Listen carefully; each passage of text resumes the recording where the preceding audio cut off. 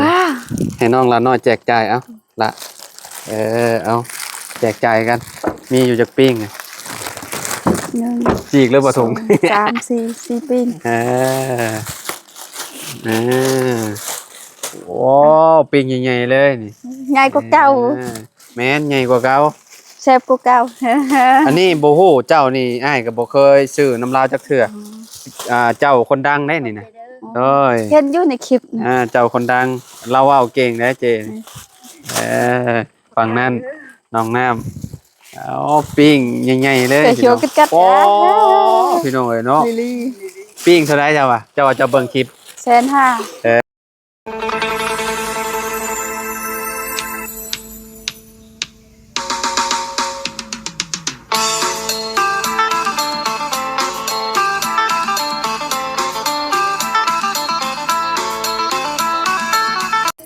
กับสบายดีพ่อแม่พี่น้อง FC เบิร์ดสุขุสุคนเนาะบ่ว่าสิอยู่ในและกระต่างประเทศพี่น้องก็ยินดีต้อนรับเข้าสู่ช่องบ่าวลาวสตูดิโอคือเก่าคือเดิมเนาะพี่น้องเนาะเปิดภาพมาพี่น้องโอ้พี่น้องเอ้ยเนาะอยู่ที่เฮือนน้องหลาน้อยเพิ่นเด้อพี่น้องเด้อเนาะมาคราวนี้พี่น้องเปลี่ยนไปแล้วได้พี่น้องเอ้ยเนาะเฮือนชาลานแปดน้องหลาน้อยเพิ่นเนาะเป็นสีใหม่เลยได้พี่น้องปูสีเขียวเลยโอ้เบิ่งกลางคืนอาจสิแบบภาพอาจสิบ่งามปานใดเด้อพี่น้องเด้อเนาะเอาเดี๋ยวไปหาน้องเพิ่นก่อนพี่น้องปูอยู่ทางกระต๊อบพุ่นแหละกับทีมงานเพิ่นพี่น้องโดยมากับมาฮอดค่ำๆพี่น้องเอ้ยเนาะเพราะว่าแวะลายบอนพี่น้องบอกว่าสิเป็นน้องเอสน้องไซน้องปูนาเนาะเฮาก็สิมาจบอยู่พี่แหละพี่น้องเนาะอยู่บ้านน้องลาน้อยเพิ่นพอดีว่ามารวมโตกันอยู่นี่เลยพี่น้องเนาะก็สิเอาเนื้อแซ่บๆให้ชุมเพิ่นนะพี่น้องเนาะบอกว่าสิเป็นน้องไม้น้องทายน้องไม้เนาะแล้วก็น้องน้ำน้องลาน้อยน้องเพิ่นพี่น้องเนาะสบายดีเด้อพี่น้องเนาะโดยขออนุญาตเด้อน้องเด้อเป็นจังได๋อยู่ดีมีแฮงอยู่บ่โดยบ่ได้พ้อกันหลายมื้อแล้วเกือบ6มื้อเนาะแม่นประมาณนั้นพี่น้องเนาะตั้งแต่มื้อขึ้นเพื่อนตั้งแต่ขึ้นเฮือนประตู7ปีพี่น้องเนาะเข้าทิศนึงแล้วทิศเกือบทิศเนาะโดยเป็นอะไรประตูเพิ่นย้ายมาอยู่เฮือนหลังใหม่เนาะก็ดีบ่โดยแปลว่าเพิ่นเอากระต๊อบย้ายมาแล้วบ่แม่นเพิ่นหรือว่าเพิ่นว่าสิเฮ็ดเรือนครัวแล้วฮะเพิ่นอันนั้นมันแล้วเพิ่นสิเฮ็ดเรือนครัวบ่นี่เพราะว่ามันบ่มีบ่เฮ็ดกินเด้ถ้าดังอยู่กองตารางมันก็ยันมันดำเนาะไฟมันควันมันดำได้พี่น้องบ่งามได้เหือนมือคนตกนั่นเพิ่นก็บ่มีบ่ดังก็ดังตารางนั่นแหละแนวมันแหละเนาะบ่ดังก็บ่ได้กินข้าวถ้าเจ้าบ่ดังก็บ่ได้กินข้าวคือว่าแล้วของน้องน้ำได้ซะเป็นจังไดอันเฮ็ดแล้วบ่กระตอบแสดงว่าดังไฟยังดังกลางแจ้งอยู่บ่อ๋อตัวน้อยยามฝนแบบมันฝนตกลิ้นนี่ยากเลยพี่น้อยเนาะประตูเพิ่นว่าสิเฮ็ดกระต๊อบน่ะสบายแบบว่าบ่อนย้ายกระต๊อบตัวนั้นมาพี่ก็ได้อ้ายว่าเอามาเฮ็ดบ่อนดังไฟแล้วเด้แนมไปคือเห็นแสงไฟมาอยู่โอ้ไฟโซลาร์เซลล์แล้วได้ฮะแม่นบ่ได้เงาแล้วได้นี่ตอนกลางคืนนี่เขาปากนี่เขาเว้านี่บ่คือเจ้าเว้ากันแซวบ่แม่นก็บ่ได้แซวปานใดแต่คือครอบครัวเขาเจ้าแหละน้องอาบน้ำแล้วล่ะเขาไปเล่นน้ำเขาเจ้าก่อนอ๋อแม่นแล้วมันอยู่ใกล้กันแหละเนาะไปหายกประตูแม่ตู้ก่อนเพิ่นยังบ่ได้ฮู้ว่าอ้ายมาเพิ่นบ่ฮู้จักซ้ำพี่น้องเนาะเมินบ่แลจังสิว่ากันกับลาวพี่น้องเพราะว่ามันค่ำแหละเดินทางมาผู้เดียวพี่น้องเอ้ยเนาะแรกๆว่าบ่าวประธานว่าสิมานำบ่าวตูนว่าสิมานำแต่ว่าเพิ่นยังติดเวียกอยู่เพิ่นว่าสิมาตำรางพี่น้องเอ้ยเนาะบ่เห็นเพิ่นดนแล้วเนาะแม่นบ่าวอันนั้นเพราะมื้อนี้เดือนแจ้งเดือนแจ้งคักอีหลีพี่น้องเย็นเนาะงามคักอีหลีมื้อนี้เนาะแบบแทบสิบ่เปิดไฟก็ยังแจ้งเลยเนาะล่ะเนาะถ้าตั้งแต่มื้อใดเฮือนเจ้าหั่นล่ะ มื้อวานมื้อซื่นนั่นแหละ2-3 มื้อนั่นแหละ บ่ได้ขาดแอวบ่ บ่หมด สิ หมดงบแล้ว สิสินี่บ่ขาดเนาะ โดย เอาแบบเขียวหมดเลย โดยบ่พอทางล่างนะบ่พอยาและปะ ยังนะ แม่น เอ้าแม่นบ่ แม่นทางล่างนะเนี่ยทาแล้วทางกลางนำบ่พอสีเด้ อ๋อย ามันแล้วละทางล่าง เอามันก็บ่งามแล้วบัดก็เจ้ามาเบิ่ง แม่นงามเกินจังได้มันบ่พอเด้บ่พอทางล่าง ข้างในเด้สะทาแล้วแหละ ย่างยังบ่ทันทา ม อันนั้นบ่พอสีรองพื้นเด้หมดแล้ว ก็เลยบ่ทันทา อ๋อขาดสีรองพื้นบ่ แม่นนะขาดสีรองพื้น พี่น้องเอ้ยเนาะแนมเบิ่งบัดนี้คือใดๆพี่น้องเคี้ยวคักปัญญัง แต่ บัดนี้ ข้าง ซะ ในแล้วยังบ่คือ ฮะ ข้างในยังบ่คือ ซ้ำต้นไม้บาดนี่ แม่น เคี้ยว พอ คัก พอว่าสิทามื้อนี้แล้วทางในแต่สีรองพื้นหมดก่อนก็เลยโจะไว้ก่อนหารับจ้างประตูก่อนจังซื้อสีรองพื้น โอ้ หารับจ้าง โดย อ่ะ โดย เฮ็ดห้องน้ำ พอดีแหละข่อยสิสั่งอุปกรณ์เฮ็ดห้องน้ำแล้วก็เทพื้นมาให้ลาวพี่น้องเอ้ยเนาะประตู7 ปีเพิ่นเนาะมื้ออื่นเนาะพังเบิ่งนํกันว่าสิเพิ่นสิได้มาให้บ่หรือว่าจังไดอันพวก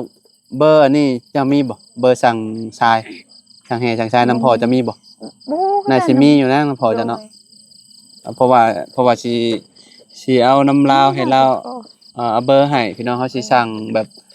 เอาแบบอย่างละรถเลย คักแล้วเนาะได้ที่พื้น แม่นเอาแบบเป็นรถใหญ่เลย มันเย็นอยู่ตารางคัก แบบว่าเฮ็ดหยังก็สะดวกสบายแล้วบัดนี้ แม่น ฝนตกก็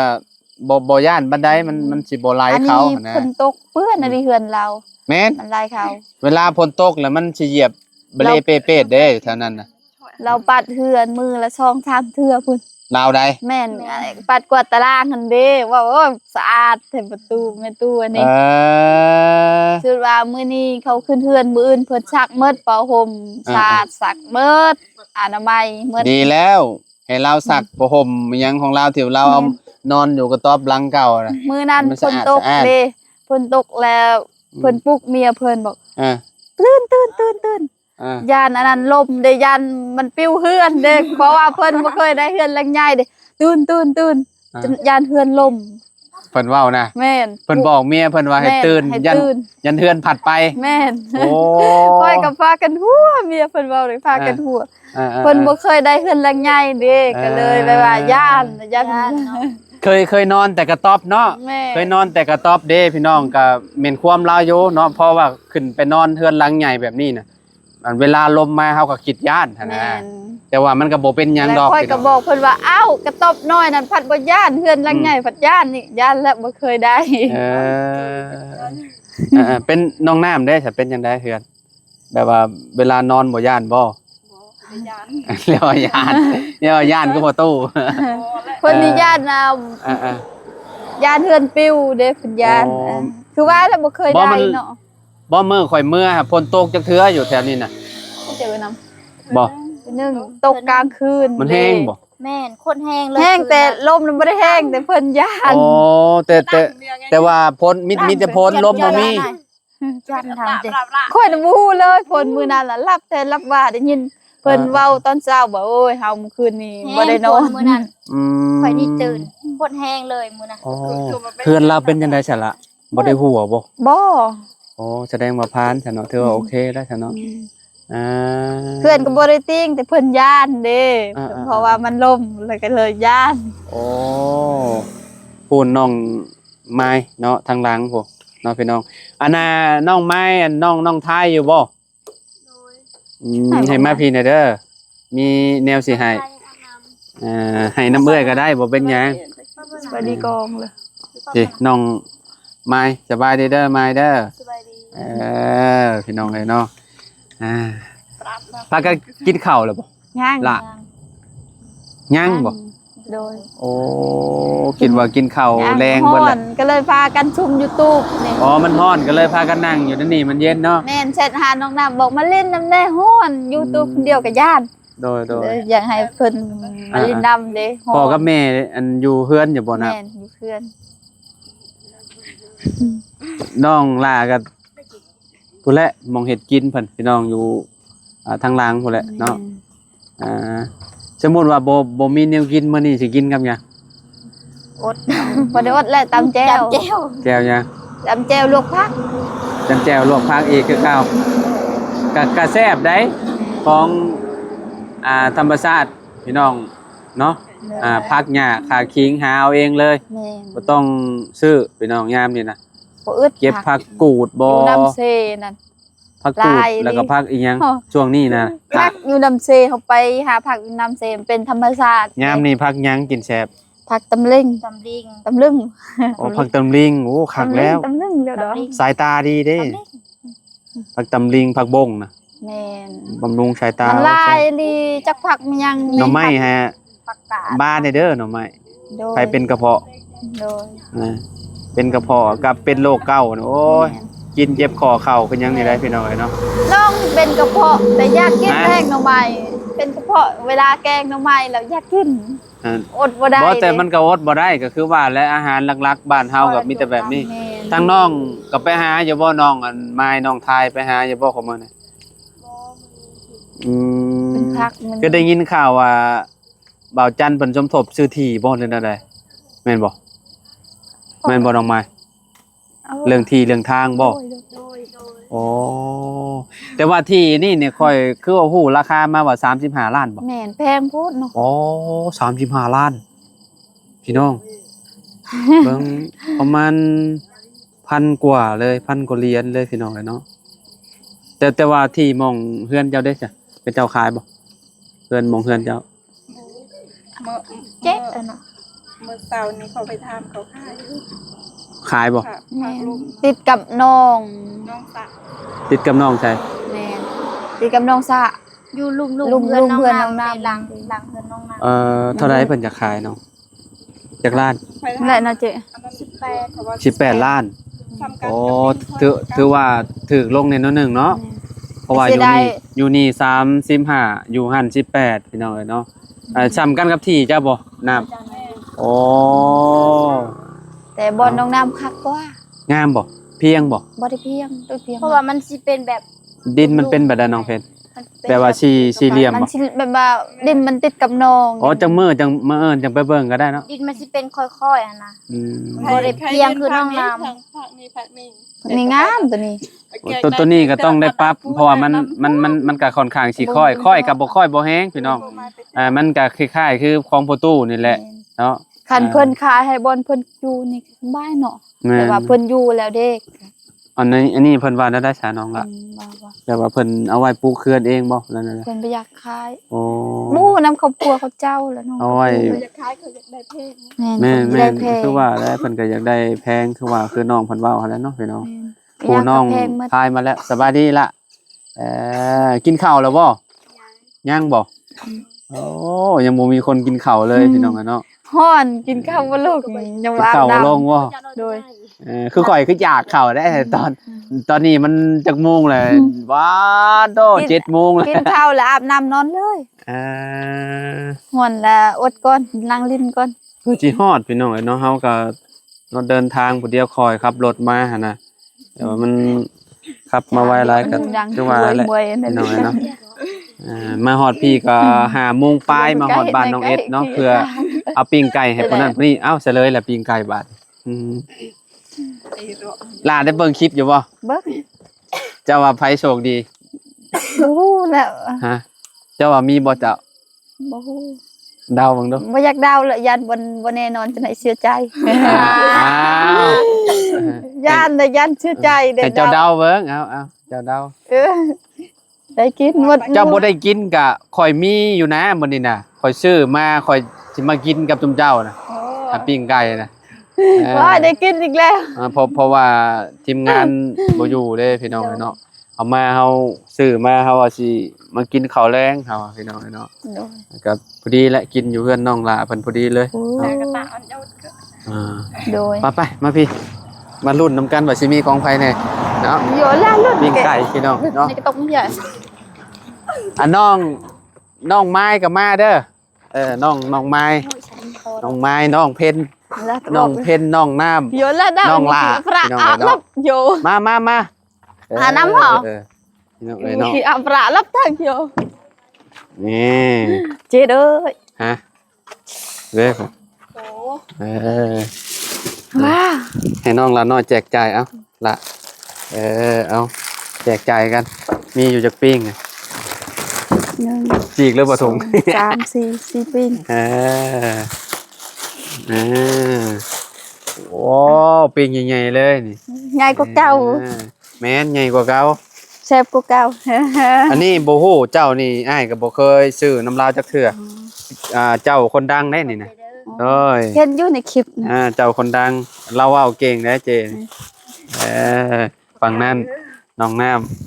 เอาปิ้งใหญ่ๆเลย แต่เขียวกัดๆ โอ้ นะ พี่น้องเอ้ยเนาะ ลิลี่ ปิ้งเท่าไรเจ้าเจ้าจะเบิ่งคลิป 150,000 เบิ่งจริงอันนี้นะพี่น้องเอ้ยเนาะคือเขา ปิ้ง เขาเบิ่งหมด อืม เขาเป็น FC เด้อ FC เป็น ติดตามหมดทีมงาน คือนี่พี่น้องเอ้ยเนาะปิ้งใหญ่ๆเลยยังอุ่นอยู่บ่จักอันนี้ล่ะเพราะว่ากระเจ้าปิ้งใหม่ๆเด้ ยังอุ่น โอ้พี่น้องเอ้ยเนาะ ง่ายเป็น ปิ้งไก่เซโนปิ้งละ150,000 นี่แหละเขาเว้าว่า ปิ้งใหญ่กว่าหมู่พี่น้อง ไป เนาะ เซโนยามใดได้กินแต่ปิ้งไก่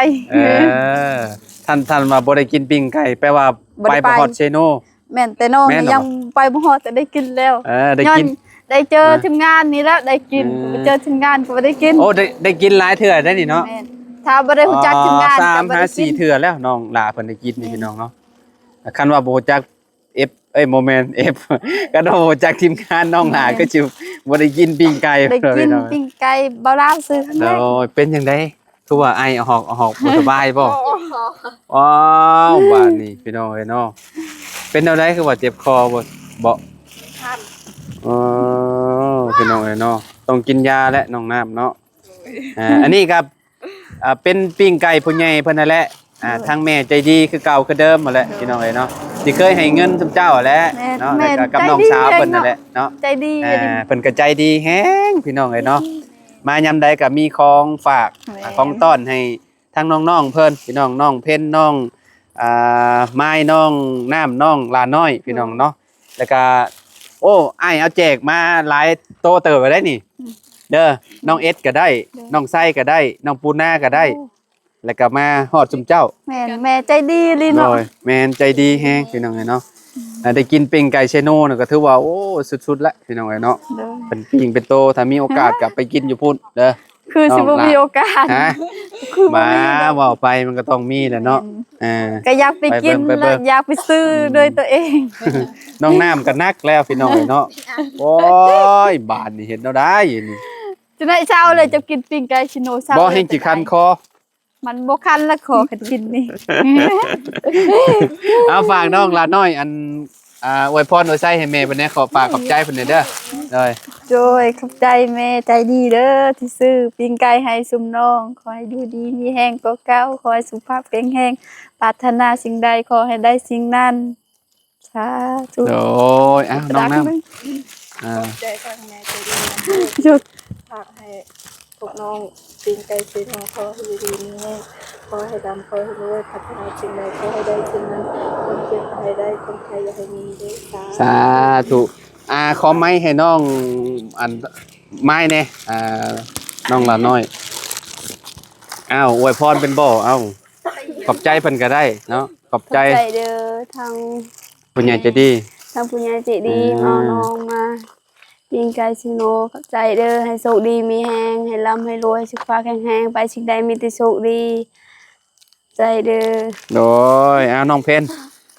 น้องไม้เอาให้น้องเพนนี่FC ก็รุ่นโยพี่น้องเรื่องน้องเพนนี่แหละพี่น้องเนาะเรื่องเฮือนเรื่องซ่านเราเนาะ โอ้ยขอบใจแม่ใจดีเด้อที่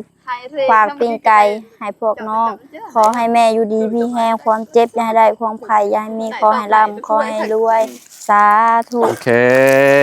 เนาะเอาตอนนี้ก็เอาปิ้งไก่ให้น้องๆเพิ่นแล้วเป็นที่เรียบร้อยแล้วเนาะจะได้ก็ขอบคุณเนาะทั้งเมย์กับเอื้อยละลายเด้อเนาะมื้ออื่นพุ่นแหละจังว่ากันใหม่นะพี่น้องเนาะขอบคุณละลายขอบคุณ FC เบ่ทุกคนเนาะสำหรับคลิปนี้เฮาขอโตวแล้วพี่น้องไว้พอกันใหม่เด้อสบายดีและสวัสดี ส ไป บายดี